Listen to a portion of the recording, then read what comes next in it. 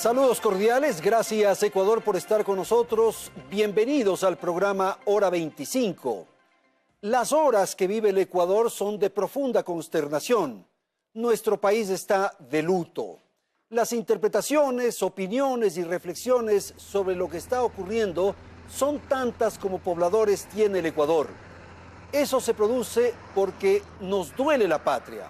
Se produce porque no sabemos por dónde y en qué momento se nos metió el mal. El terrorismo tiene esa destreza, causa miedo, desasosiego, confusión.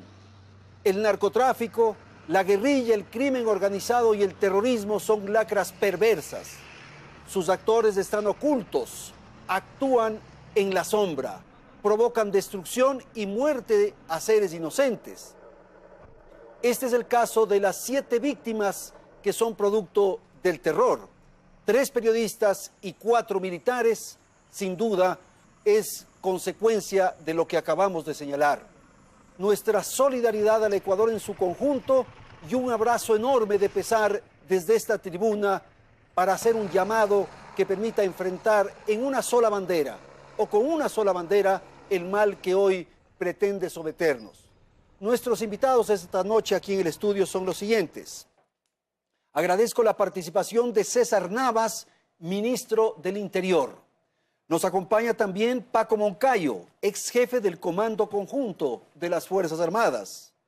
Se encuentra en el estudio de Teleamazonas Juan Sebastián Roldán, secretario particular del presidente de la República, y agradezco la presencia de René Yandún, él es asambleísta, es integrante de la Comisión de Soberanía del Parlamento Nacional.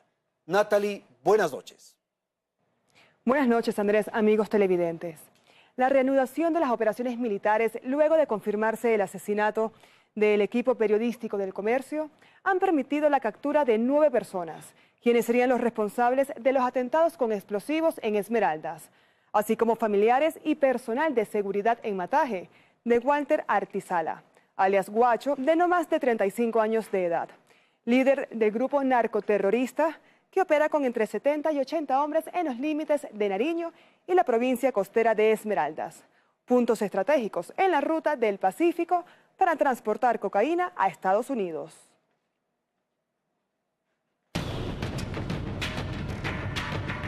Los 9 detenidos que arrojó el operativo en la parroquia de Mataje, provincia de Esmeraldas, están a órdenes de las autoridades judiciales. 3 de ellos eran requeridos por la justicia para la investigación en torno al atentado que causó la muerte de 4 miembros de la Infantería de Marina en Mataje el pasado 21 de marzo. En el operativo se decomisaron municiones y armas de guerra que pueden derribar helicópteros. Material de uso bélico, como es de 72 cartuchos antiaéreos calibre 50, que es prácticamente munición de gran calibre. Sumadas a las anteriores detenciones, son 43 los apresados que tienen algún tipo de vínculo con la organización delictiva, ya sea para operaciones terroristas, logísticas, informantes o dotación de insumos químicos para la producción de drogas. El año anterior capturamos a los 14 primeros ciudadanos que tenían y que apoyaban a esta organización. La intervención en esta zona fronteriza con más de 500 efectivos militares y policiales respondió a una orden del presidente Moreno, quien dispuso intensificar los controles el pasado viernes en todo el cordón fronterizo para obtener información de los responsables del secuestro y asesinato del equipo del diario El Comercio, así como de los militares que murieron mientras patrullaban en esa misma zona. Y lamentablemente tenemos información que confirma el asesinato de nuestros compatriotas.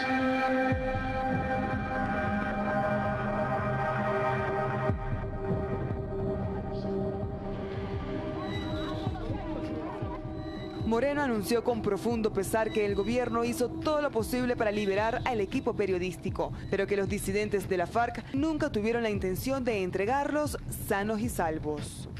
Aún sumido en el duelo, Ecuador busca recuperar cuanto antes los cuerpos de los miembros del equipo de prensa ejecutados en cautiverio. El Comité Internacional de la Cruz Roja realiza un discreto trabajo para conseguir los restos de los trabajadores de la prensa. Esperemos que en los próximos días podamos traer los cuerpos de los de Colombia.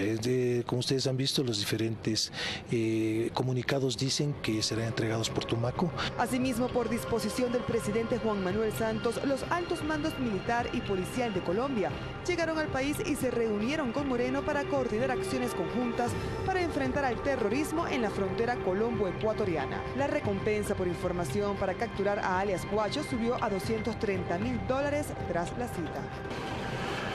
Hemos puesto a disposición recursos, información, y ahora con esa cotidianidad que decía el ministro del Interior, una coordinación de operaciones.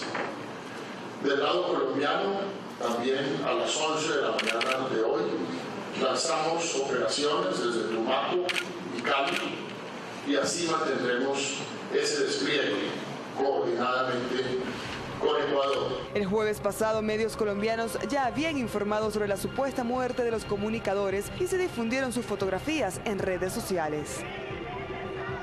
Sin embargo, el ministro del Interior, César Navas, aseguró que no manejaba la confirmación de la información. Desde que se produjo el secuestro, hubo contradicciones entre los dos países sobre el paradero de las víctimas mortales. Hemos tenido acercamiento con las autoridades colombianas, quienes también han realizado un análisis y pericia a las fotografías y tampoco son concluyentes. Esa noche Moreno planteó un ultimátum a los captores. Les dio un plazo de 12 horas para que entregaran una prueba de vida que nunca llegó. En virtud de la vida, de la respetable vida, de la querida vida de nuestros compatriotas periodistas, hemos sido tolerantes en el extremo y hemos estado esperando y haciendo todos los procesos. Y como yo le dije en algún momento, estaba dispuesto a todos los sacrificios para que nuestros ciudadanos queridos regresen con vida. Pero no va más. Los 3 integrantes del equipo periodístico del Comercio fueron secuestrados el pasado 26 de marzo en la zona de Mataje, en la provincia de Esmeraldas, zona fronteriza con Colombia, cuando realizaban un reportaje sobre la creciente inseguridad en el sector a raíz de los atentados terroristas perpetrados en diversos puntos de la frontera norte del país. La confirmación de la muerte de Javier Ortega, Paul Rivas y Efraín Segarra causó gran consternación en el país, que se encuentra de luto. Les prometo que yo nunca imaginé. Vamos entonces a provocar esta conversación sobre el tema planteado. Ministro, quiero empezar con usted. El gobierno inició conversaciones, negociaciones con los captores. La tarea fundamental era salvar la vida de los compatriotas. Acabamos de escuchar al presidente en la nota y dice todos los sacrificios posibles para que nuestros compatriotas regresen con vida. Buenas noches. Buenas noches, Andrés, a los panelistas que hoy vamos a compartir este diálogo, a los conciudadanos. Así es, fue una disposición directa del presidente establecer absolutamente todas las opciones que nos permitan recuperar con vida a nuestros compatriotas. Se plantearon 4 escenarios. El primero era la negociación. El segundo escenario era que sean devueltos simplemente los secuestrados. El tercer escenario era realizar una intervención. Y el cuarto escenario también lo habíamos planteado claramente en el entorno del comité de crisis, que era el desenlace final que sucedió, ¿no? ¿Y en la negociación empezaron ya conversaciones? Se iniciaron conversaciones una vez que conocimos la demanda de parte de ellos, cuáles en esas demandas, y hubo un diálogo que no fue fluido. Por eso el presidente ha dicho claramente que nunca hubo la voluntad de parte de estos delincuentes, de estos terroristas, de devolver con vida a nuestros compatriotas. Todo hace pensar que ellos podían mantener con vida a nuestros colegas con el afán justamente de negociar acciones posteriores. Así es. ¿Qué es lo que les puso nerviosos? Miren, ¿ustedes iniciaron un operativo? No, en absoluto, y quiero dejarlo muy claro.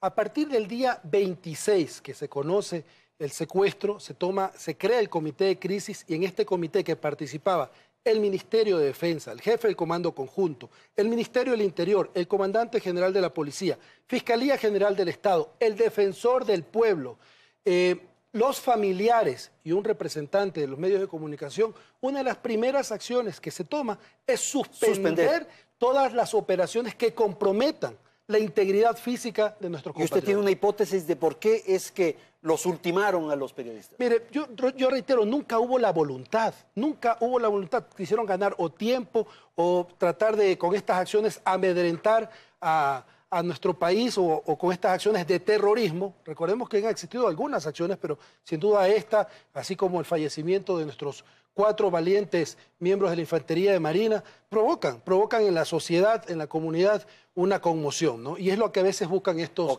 delincuentes. General, por favor, sobre este episodio particularmente. Hay que entender la amenaza, hay que entender lo que ellos buscan, hay que entender que no estamos enfrentados a amenazas tradicionales con las que se puede dialogar, con las que se puede negociar. Estas amenazas son sumamente complejas. Me parece que de esto venimos hablando mucho tiempo, pero hemos hecho poco en todo ese tiempo.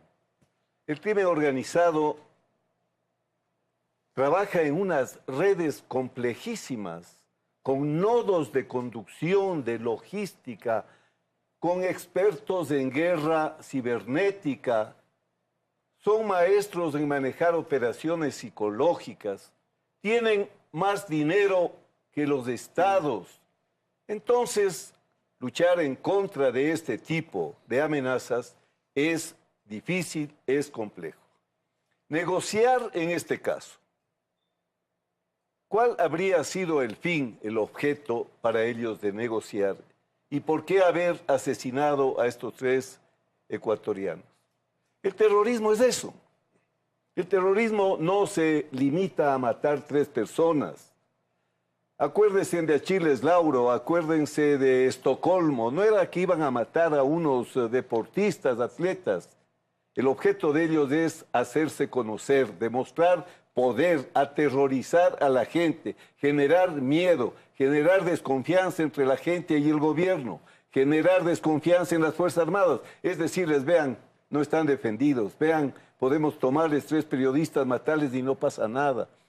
Este es el tipo de amenaza y esto es un acto de terror. El acto de terror es profundamente psicológico. Por eso es que la sociedad ecuatoriana debe comprender y no caer víctima de lo que ellos buscan. Paralizarnos por el miedo. Pero había que negociar, general. Había que negociar, por supuesto. Mire. ¿Se negocia con el Estado? Mire. ¿Qué significaba? Que mañana en el futuro se capturaba a otras personas y se imponía decisiones políticas, decisiones de Estado. Bueno, es que ese es el problema del estadista. Muchas veces el estadista se encuentra con decisiones que no tienen solución buena.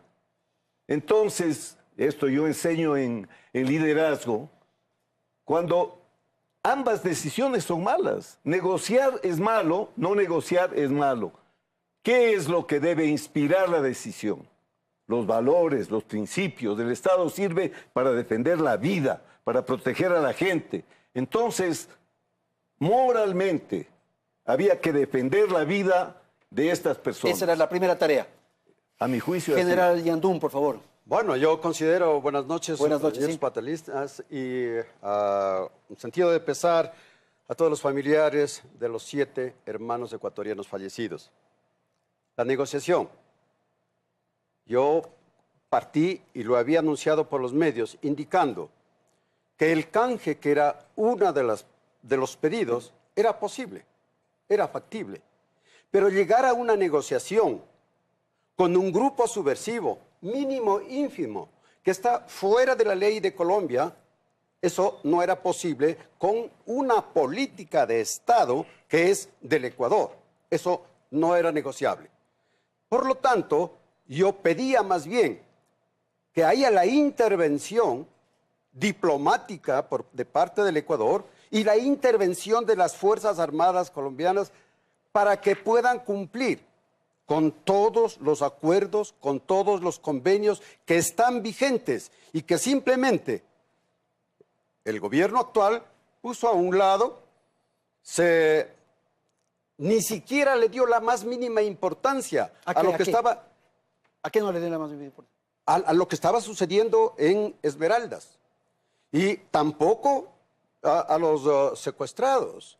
A tal punto que el fiscal general del Estado colombiano indicó de que eso era una responsabilidad de los ecuatorianos porque estaban en territorio ecuatoriano. Pero el propio presidente Santos hizo esa declaración. Dijo que se trataba de un ciudadano ecuatoriano, el Guacho, y que era en territorio ecuatoriano. Claro, posteriormente le trasladaba la responsabilidad de la afirmación del fiscal.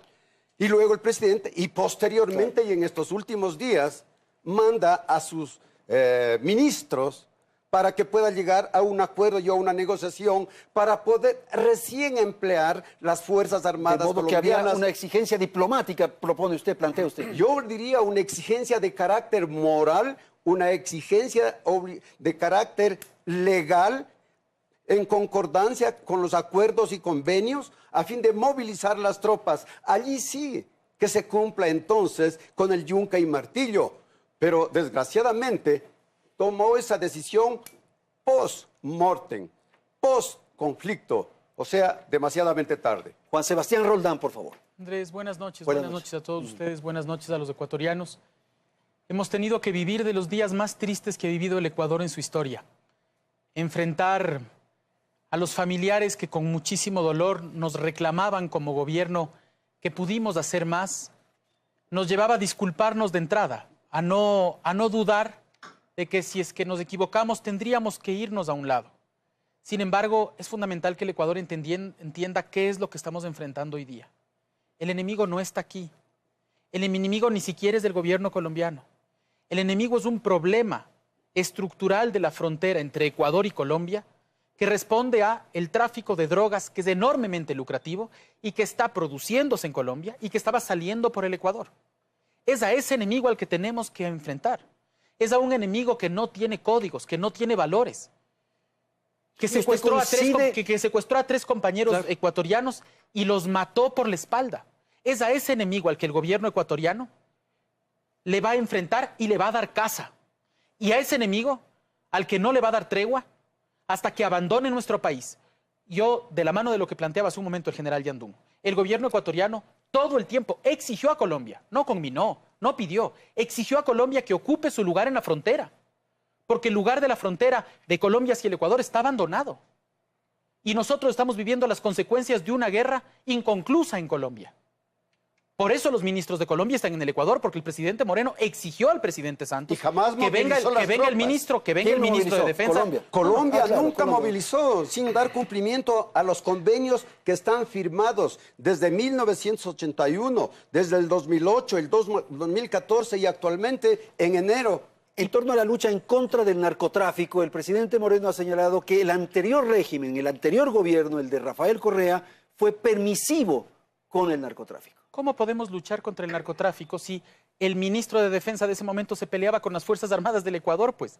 Si es que veían al enemigo dentro de nuestras propias Fuerzas Armadas, si vivían discutiendo si la tropa, si los oficiales, ¿cómo las Fuerzas Armadas ecuatorianas podían estar luchando contra el enemigo, que era el narcotraficante, si es que el ministro los golpeaba por la espalda, pues? Esa es la responsabilidad con la que cargan los anteriores funcionarios del gobierno anterior. Sin embargo, lo que hoy día tenemos que tener claro nosotros es que es de la mano de esos heroicos miembros de Fuerzas Armadas y policías que ahora, mientras hablamos aquí, están custodiando esa frontera. De carne y hueso, mientras discutimos esto, hay gente ahí que se está jugando la vida. ¿Cómo a esa gente no la podemos respaldar? Y esa es la lógica y la apuesta de este gobierno. Ministro, solamente para confirmar sobre lo que acaba de señalar Juan Sebastián, ¿es verdad que han sido capturados 2 miembros de Fuerzas Armadas en el transcurso de este día? Bueno, tuvimos una alerta de inteligencia. Yo tuve una reunión a las 19 horas con el ministro de Defensa, el jefe del Comando Conjunto, el comandante general de la Policía, los 2 directores de inteligencia, y no está confirmado. Simplemente hicieron una verificación como correspondían con el personal, pues no es ninguna noticia confirmada. Tenemos que ir a un corte comercial, volvemos en un instante para continuar en este diálogo sobre el tema Frontera Norte. Ya regresamos.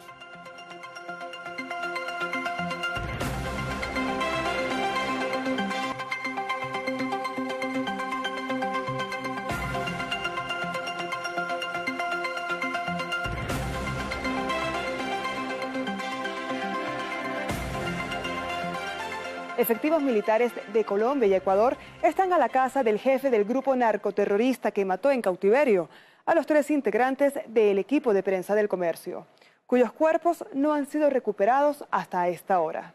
En los últimos 4 meses se responsabiliza al disidente de las FARC, Guacho, de haber perpetrado 9 atentados a miembros de las fuerzas públicas de Colombia y Ecuador, a civiles y a infraestructura estratégica de la frontera colombo-ecuatoriana.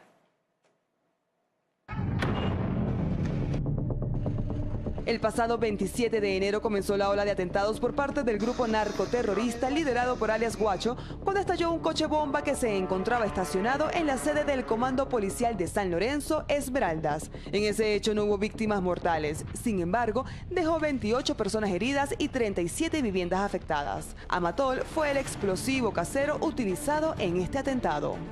Mezclan el nitrato de amonio con esta pentolita y ocasionan este amatol artesanal que tiene una gran capacidad de destrucción. Calculamos posiblemente pudieran ser unos 200 libras de explosivo. El presidente Lenín Moreno firmó ese mismo día el decreto de estado de excepción con efecto en los cantones San Lorenzo y Eloy Alfaro, en un intento de fortalecer la seguridad en la zona.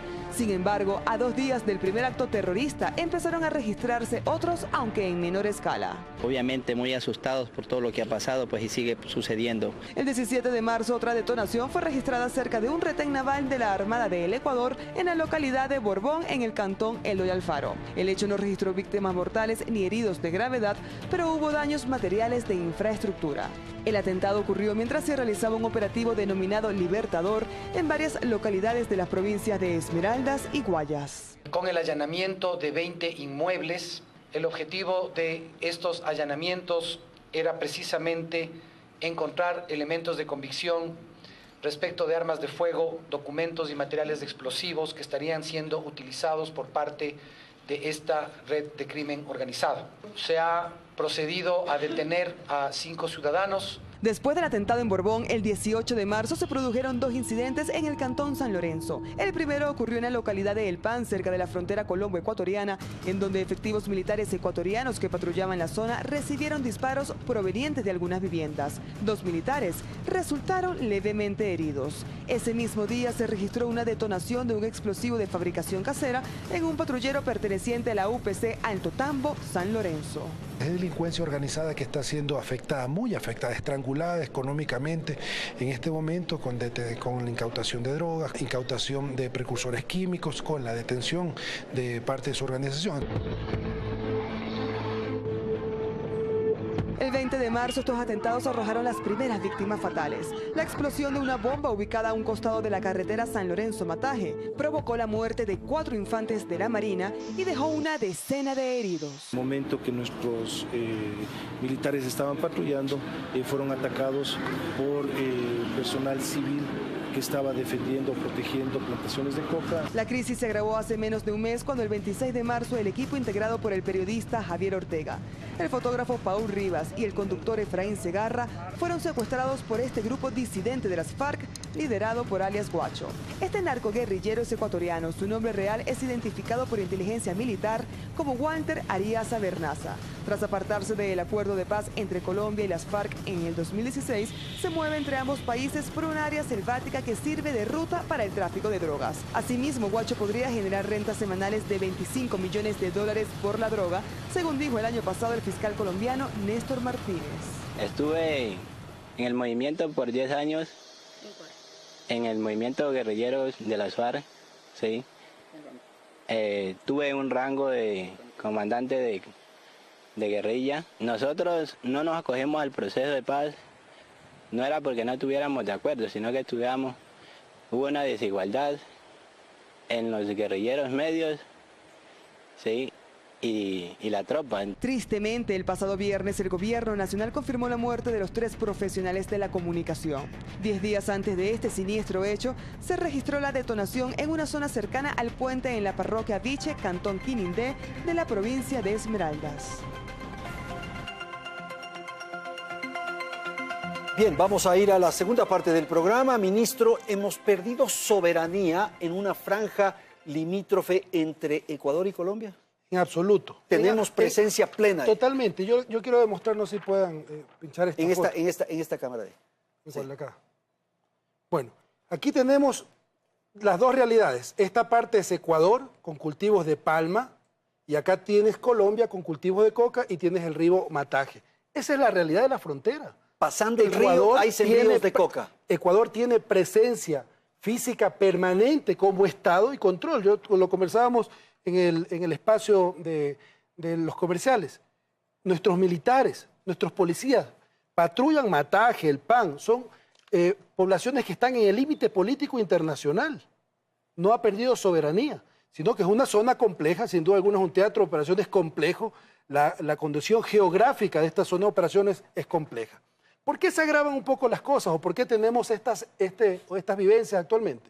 Desde el mes de octubre del año pasado, en este proceso que llevaba a Colombia, ¿verdad?, en la desmovilización de los miembros de la FARC, no todos fueron a las zonas veredales y unos conformaron estos grupos armados organizados residuales. Y se atomizó el delito en la frontera y hay una disputa interna en Colombia, en esta franja, para ocupar estos espacios. Bueno, pero si es en Colombia, ¿por qué nos afecta a nosotros? Ya vamos para allá. Porque justo han aprovechado la cercanía y han tratado de captar a la población ecuatoriana, a ciertas poblaciones, ya sea por la extorsión, por las amenazas o a veces por el tema económico, para que vayan a hacer su soporte logístico o vayan a cultivar coca. Y para crear una franja en la cual ellos puedan operar con libertad, ¿esa es la idea? Sí, han querido hacer eso, pero yo les decía, a partir de octubre, tanto Fuerzas Armadas como Policía Nacional intensifican sus operativos y fortalece su presencia en la frontera. Y ahí comienzan las detenciones, comienzan las incautaciones y sobre todo el debilitamiento de esta estructura. Son estructuras donde su motor son la economía del narcotráfico. Se ha afectado, Andrés, en más de 600 millones de dólares a estas estructuras del delito. Ahora, este hecho, este desenlace con los colegas periodistas, usted señala que no se produjo porque había un operativo de Fuerzas Armadas ecuatorianas que los pudo haber puesto nerviosos. Pudo ser que había enfrentamiento entre células residuales, como usted dice, o pudo haber sido por las capturas que hizo Ecuador en territorio nacional. No, mire, yo quiero aclarar el tema de las capturas. O sea, nosotros recibimos un atentado en Biche que salió en la nota, sí, y tuvimos que actuar como debe actuar un Estado, ¿verdad?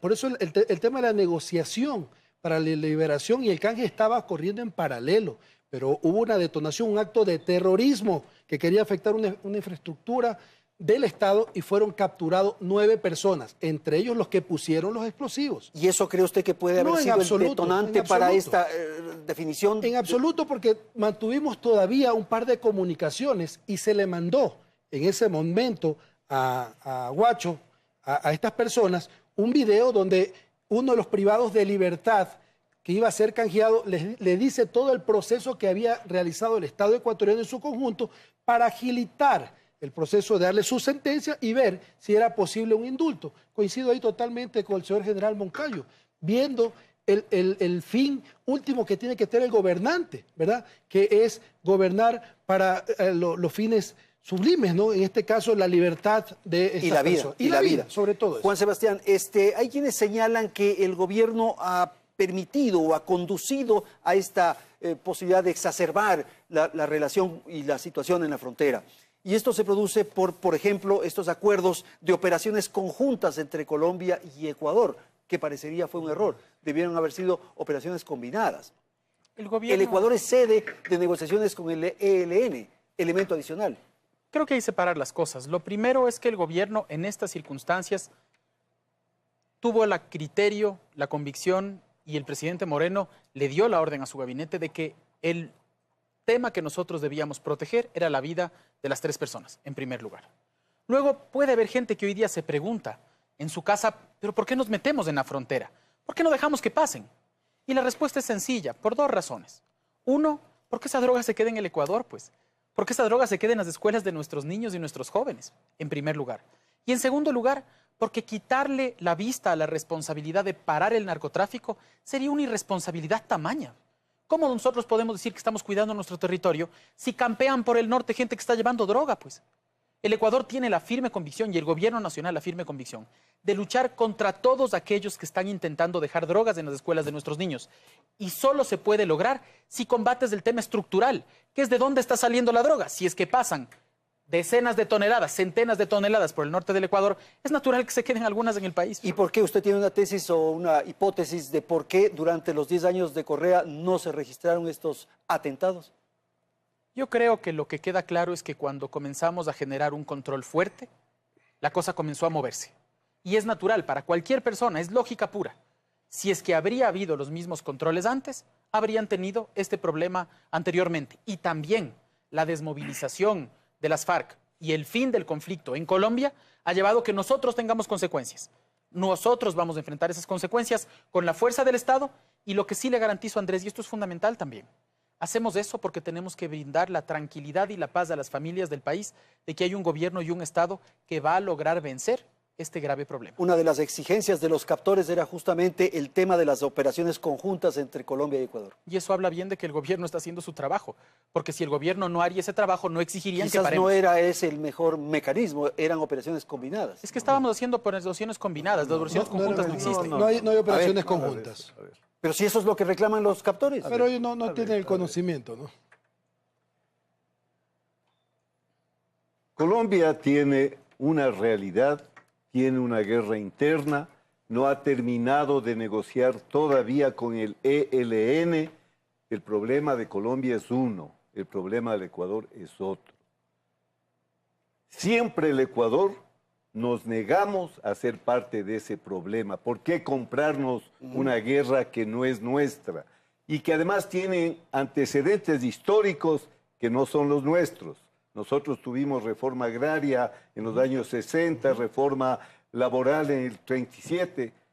Colombia es otro problema. ¿Por qué teníamos que comprarnos el problema? Entonces, ¿por qué estamos en el problema? No. Es que hay que entender el problema. Este tipo de conflictos que hoy se llaman intermésticos, porque son internacionales y domésticos, provocan el desbordamiento del conflicto hacia nuestro territorio. Entonces hay que hacer operaciones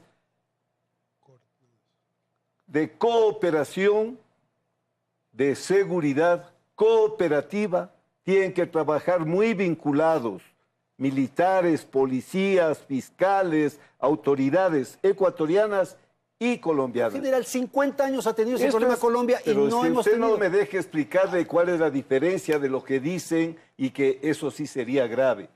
Operaciones, en cambio, de defensa colectiva, quiere decir que se unen tropas colombianas y ecuatorianas, hay estados mayores de ecuatorianos y colombianos. El rato que hubiésemos aceptado esto, habríamos estado comprando un conflicto del otro lado. Además, aquí estamos siendo sede de las negociaciones. No puede ser. Entonces, no hay que oír a todos los que hablan porque muchos están hablando, no entienden bien lo que es seguridad cooperativa, lo que es defensa colectiva. Son términos también técnicos que no tienen por qué entenderse, pero el Ecuador nunca entró y sería el peor error. No creo que este gobierno haya querido hacerlo. Pero ¿y por qué tenemos el problema? Tenemos el problema, le voy a decir por qué. En este sector operaba una columna de las FARC. Esta columna, Aldana era, ¿no? Sí, la Aldana. Era de las FARC. Ya. Firmaron la paz. En este espacio había un poder que se llamaban FARC. Cuando ellos firmaron la paz y salieron, quedó un vacío de poder que debía haber sido llenado por el gobierno colombiano.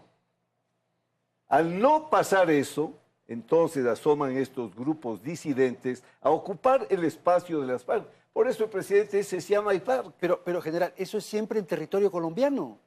No, déjeme ahora le digo.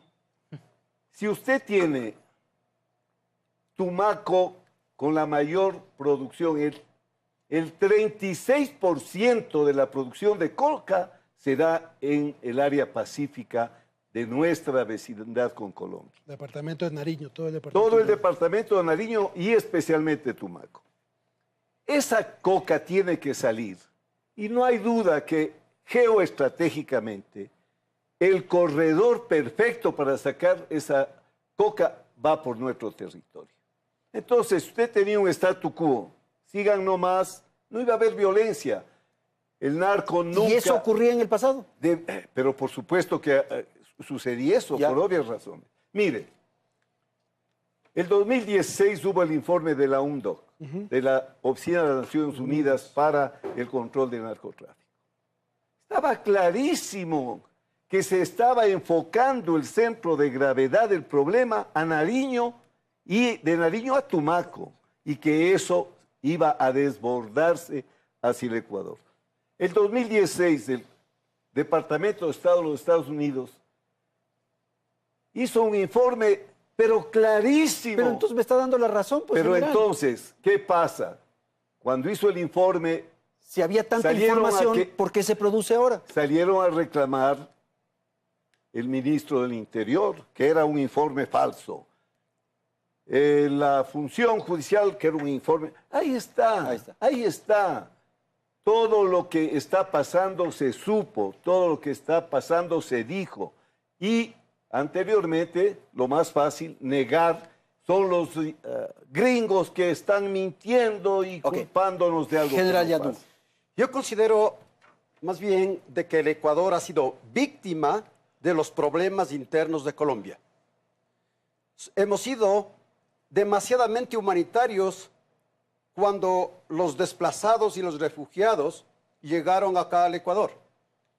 Yo soy del Carchi, he vivido y vivo en la frontera, y miro qué es lo que sucede, y recordemos desde Sucumbíos. Este fue el primer corredor, pues, que fue utilizado para poder tomar posesión en ese lugar geográfica y luego conducir y llevar y transportar toda la producción de coca hacia el interior del país. Luego se utilizó la provincia del Carchi a través de Maldonado, Chicalto, Bardonoso, que hubo un muerto y que es de conocimiento del ministro, por asuntos inclusive mineros. Y luego últimamente pasa al sector de la costa del Pacífico o el corredor del Pacífico. Entonces, ¿por qué hemos sido víctimas? Porque el gobierno o los gobiernos colombianos jamás pudieron solucionar sus problemas. Concurrieron al sistema del acuerdo de paz y en vez de traernos verdadera paz, nos han traído más conflictos. Y una de esas cosas puedo demostrar en este mapa, en donde se confirma de que tanto en Nariño como en Putumayo se ha duplicado la producción. Y voy a indicar que en esta revista internacional de Crisis Group nos indica claramente cuál ha sido el total de la producción. Se ha duplicado del 2016 hasta el 2018. De lo que eran 67.789 hectáreas en el 2016, ahora tenemos 135.578 hectáreas en el 2018. Entonces, ¿qué quiere decir? Que lo que no ha podido hacer Colombia, el problema nos lo está trasladando para el Ecuador. Y eso es una irresponsabilidad del gobierno colombiano. ¿Es una guerra perdida, ministro? No, en absoluto, en absoluto. Pero aquí hay que estar claro que esto comienza y es un esfuerzo de largo aliento del Estado, con una planificación que tiene que ser de largo aliento y que no podemos vivir de estado de excepción en estado de excepción. Y como lo hemos establecido con el presidente, la necesidad de crear un comité, que ya está creado, un Comité Nacional de Seguridad Integral y Desarrollo de la Frontera. Porque tiene que haber también desarrollo en la zona fronteriza, tenemos que llegar con otras acciones. No todo el peso debe caer en los hombros de Fuerzas Armadas ni de Policía Nacional. Tiene que tener una visión integral de desarrollo de la frontera. ¿Qué significa eso? ¿Que esa zona estaba descuidada? No, o sea, sin duda alguna. Hay muchas necesidades básicas insatisfechas todavía en la zona. O sea, y recordemos que hay responsabilidad de gobiernos locales también, ¿no? O sea, vayamos a ver municipios, prefecturas, viendo planes de desarrollo. Esa es la tragedia, porque todos son culpables menos nosotros. No, es que todos son culpables menos nosotros. Todos tenemos que ser la solución del problema. Todos tenemos que ser la solución del problema. Entonces tenemos que unirnos. Yo acogía las palabras que usted decía al inicio de esto. La unidad nacional es básica para salir de esto. Y entender este conflicto. Como decía, yo coincido con el general Yandún. Somos en este momento víctimas de un conflicto que está allá, pero es como que tu vecino que te bota un poco de basura al lado de tu casa, es como que tu vecino te hace bulla con sus parlantes, te afecta a ti también. Entonces tenemos que poner orden, nosotros no podemos... ¿Es posible, ministro, que esto pueda desbordar este control que hay en la zona de frontera y se puedan generar atentados en otros lugares del país? Mire, yo creo que nuestras Fuerzas Armadas, nuestra Policía Nacional, son entes profesionales, ¿verdad? Y están trabajando para que eso no suceda. Hoy hemos tenido reuniones permanentes de fin de semana, estamos todos los días analizando la situación. O sea, no está hablando, o cuando está un jefe del comando conjunto, no es un jefe del comando conjunto, no es un comandante general de la policía. Hay toda una estructura jerárquica a la que ellos representan, un Estado mayor con cada uno de sus departamentos y han hecho la exposición de sus planes. Y sin duda alguna en esta dinámica de la situación que pasa en la frontera, esta dinámica tenemos que nosotros también estar a la altura y irla siguiendo, es decir, ser muy dinámicos en ir modificando la planificación si así se requiere. Por ejemplo, refinería de Esmeraldas, bueno, se habla de centros comerciales en Quito. Todo lo que son áreas estratégicas es una responsabilidad hasta con Fuerzas Armadas y hoy por hoy hemos visto también la necesidad inclusive de ampliar esa seguridad, ¿no? Ese control en las áreas. Juan Sebastián, sobre el tema. También hay que decir que una de las decisiones del presidente Moreno fue profundizar los controles en las carreteras de la zona fronteriza, porque lo que hay que entender es que este es un problema de la zona fronteriza. Lo que le corresponde al gobierno es precautelar que no salga de ahí. Y por eso hay controles militares y policiales exhaustivos para que no suceda. Y creo que es fundamental entender también que al ser este un problema tan grave, es un problema del Estado y la sociedad civil en conjunto. Creo que lo que tenemos que tomar como lección es que estos héroes de la libertad de expresión, que son los 3 periodistas, y estos héroes de la seguridad, que son los 4 infantes de Marina, nos tienen que dejar una lección. Y es, hoy el Ecuador tiene que repensar la forma de seguridad. El otro día, Paco discutía con el presidente de la República y le decía acertadamente que para poder enfrentar una nueva guerra hay que pensarla antes. Estábamos pensando y formando a la gente en la guerra del pasado. Hoy la lección tiene que ser formar a las Fuerzas Armadas, a la policía, a la sociedad en este nuevo conflicto y confiar en ellos. Repito, confiar en esas Fuerzas Armadas y policía porque solo en sus manos vamos a estar tranquilos. Yo creo también que es fundamental decir ahora, hoy día uno de los hermanos de una de las víctimas le comentaba a un periodista internacional que ellos están pidiendo abrir la información. Y hablé con el presidente Moreno antes de entrar en este programa. Y el presidente Moreno me decía, la lógica, la propuesta, la coherencia de este gobierno es transparentar toda la información. Y así lo haremos. Porque en esa transparencia es que la sociedad civil va a confiar en el gobierno. Y en la confianza del gobierno con las otras instancias del Estado es que vamos a poder vencer en este difícil momento del país. General, la verdad es el mejor elemento. Vamos a ir a una pausa y volvemos en un instante.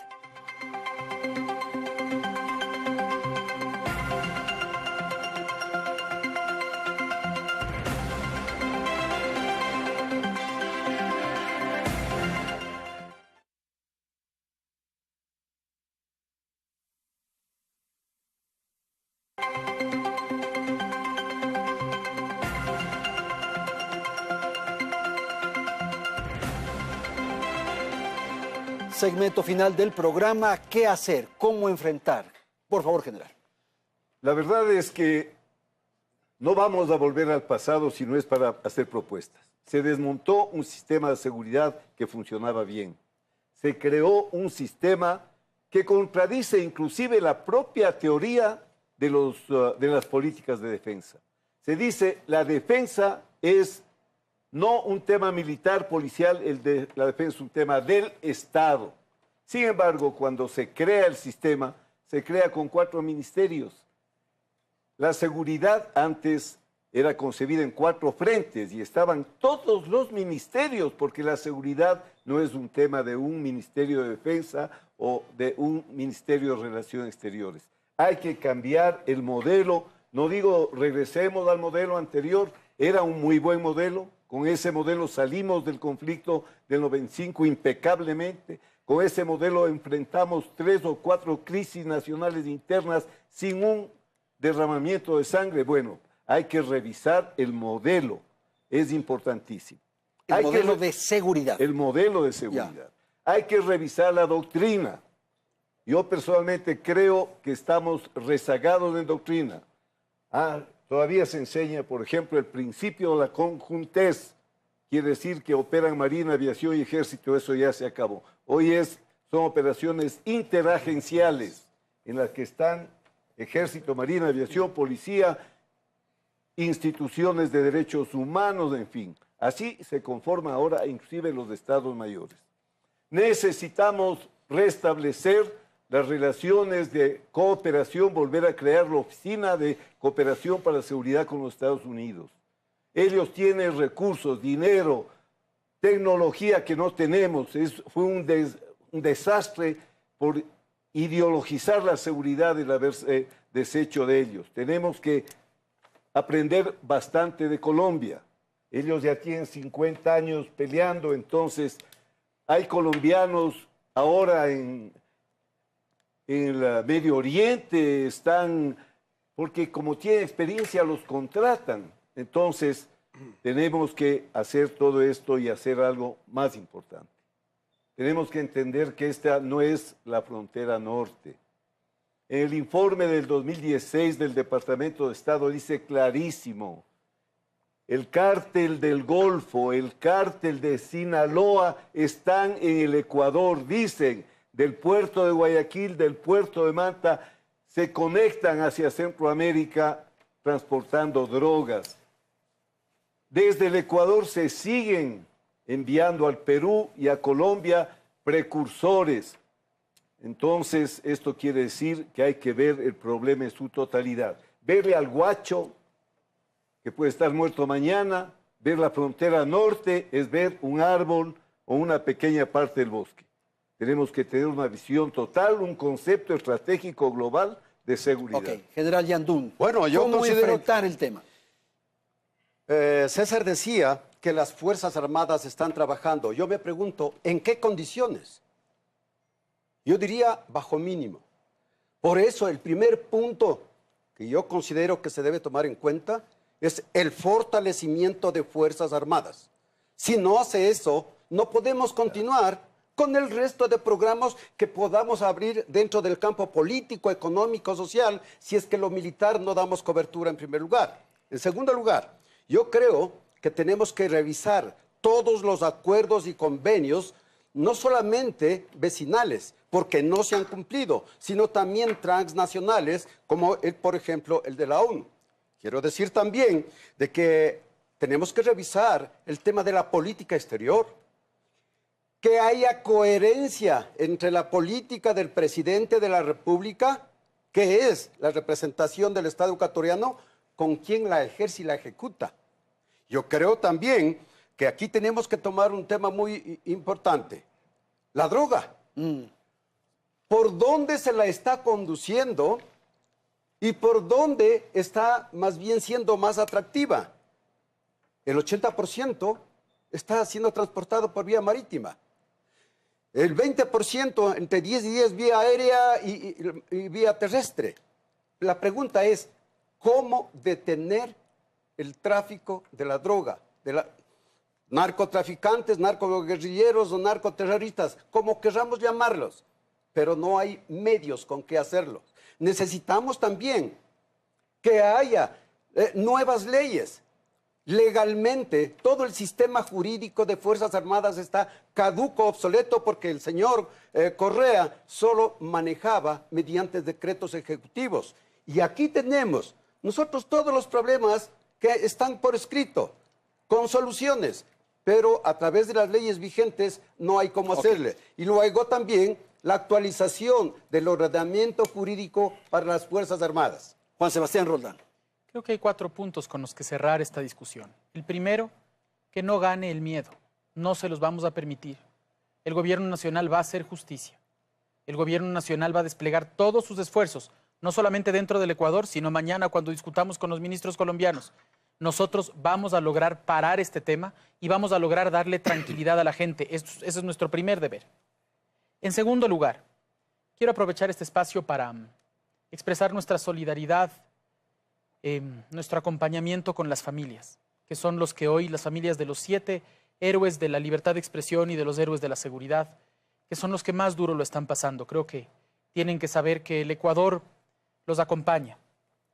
Y en tercer lugar, es fundamental agradecer a la mayoría de los actores políticos, sociales de este país, porque han tomado este problema con enorme responsabilidad. muy poca gente ha utilizado la politiquería para tratar de golpear a uno u otro miembro del gobierno. Es fundamental entender que si es que nosotros nos equivocamos, nos haremos a un lado. Y en poco tiempo estaremos fuera, así funciona. El presidente Moreno no cree en la reelección y en aferrarse al poder. Sin embargo, este es un problema que o lo enfrentamos en conjunto como país, o lo vamos a seguir viviendo. Y creo que con la actitud que el Ecuador ha tenido en los últimos días, es posible lograrlo. Ministro, con usted terminamos. Bueno, yo he planteado que hay que hacer acciones a corto, mediano y largo plazo. Corto plazo, sin duda alguna, estamos ya en un estado de excepción con una presencia en frontera con Fuerzas Armadas y Policía Nacional. Eso se va a seguir ejecutando. Coincido, es necesario fortalecer las capacidades operativas de Fuerzas Armadas y Policía Nacional para enfrentar este tipo de amenazas que no han de haber estado antes en el radar para poder hacer frente y combatirlas y sobre todo vencerlas. Y a largo plazo yo creo que el Comité Nacional de Seguridad Integral y de Desarrollo Fronterizo es vital para construir políticas de Estado, no políticas de un gobierno, sino políticas permanentes en el tiempo. Yo coincido con el general Moncayo en torno a la cooperación internacional. Tenemos que abrir la cooperación internacional a todo el que quiera cooperar respetando nuestros principios constitucionales como tiene que ser. Pero esto es un problema que no solo es del Ecuador, no solo es de Colombia. Somos parte de toda una cadena donde están involucrados. Dejamos ya la palabra imperio para otro lado. Muchos países que están involucrados. No, pero no solo lo ideológico también dejamos. No, totalmente. Mire, yo creo que lo que decíamos, en el tema de seguridad no existen colores políticos. No existen colores políticos y no tienen que haber intereses políticos. La seguridad, el interés son de los 16 millones de ecuatorianos. Y los colores de la bandera nacional. Así es. Esa es la que nos protege. Tiene que ser así. Y yo quiero finalizar esto, ¿no? Nuestro compromiso como gobierno, como autoridades del sector seguridad. Hoy lo conversábamos con los señores generales, tanto de Fuerzas Armadas y Policía Nacional. No descansaremos, porque es un compromiso con las familias, con el pueblo ecuatoriano. No descansaremos hasta capturar a Huacho y que cumpla con la justicia. ¿Usted va a renunciar, ministro? Bueno, yo puse a disposición mi cargo desde el día 25 de mayo. El 24 me nombraron, el presidente de la República siempre está a consideración. Nosotros estamos hasta que el día que él decida que estemos. Señores, muchísimas gracias por la presencia de ustedes. Gracias al Ecuador que nos ha escuchado. Felicidades. Hasta la próxima semana.